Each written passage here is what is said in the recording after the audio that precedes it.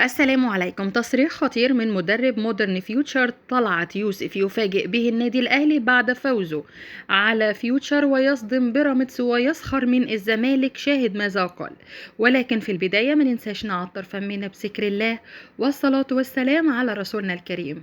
بعد فوز الأهلي على مودرن سبورت ليواصل الأهلي انتصاراته للمباراة ال15 على التوالي ويصل للنقطة 63.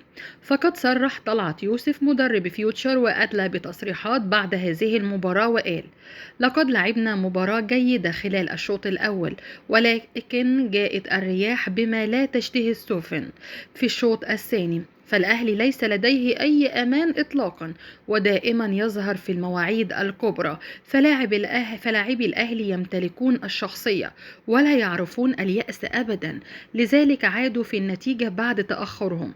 والصحفي سأله وقال له: من سيفوز بالدوري في النهاية، الأهلي أم بيراميدز؟ فرد وقال: الأهلي سيفوز بكل تأكيد بالدوري، ولكن إذا فاز على بيراميدز في المباراة المقبلة التي ستقام في 22 من الشهر الحالي. فإذا فاز بها الأهلي أقدر أقول له مبروك الدوري يا أهلي. وبصراحة على كل جماهير النادي الأهلي ومسؤولي الأهلي أيضا إنهم يشكروا الزمالك، لأنه كان سبب رئيسي في إعطاء الأهلي راحة لمدة أسبوع بعد انسحابه أمام الأهلي، وأعطى للأهلي أغلى 3 نقاط هذا الموسم. فبالرغم إن الزمالك برضو لو كان لعب المباراة أكيد الأهلي كان هيفوز بيها، ولكن الأهلي يمتلك الأفضلية لأن الزمالك أراحه في تلك المباراة. فأنا خلال مشواري التدريبي بأكمله الذي قرب على نهايته خلاص كنت أتمنى تدريب الأهلي يوما ما، لكي يضاف في سجل التدريبي إن أنا دربت نادي القرن.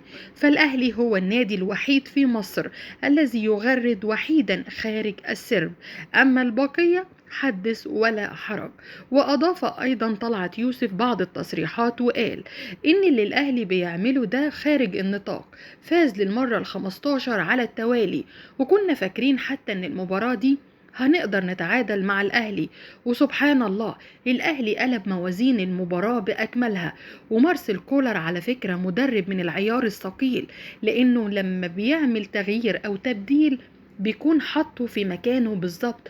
علشان كده التغييرات بتعمل فرق كبير جدا مع طبعا النادي الأهلي خلال المباراة.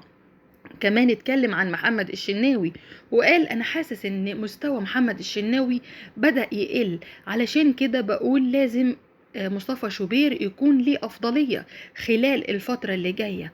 واتكلم عن ركلة جزاء الأهلي اللي بيقولوا عليها صحيحة، قال الحكم كان قريب جدا منها، ولو هو شايفها صحيحة أكيد كان احتسبها. ما عندوش أي حاجة إنه يعني يقف معانا قصاد الأهلي. ليه يعني؟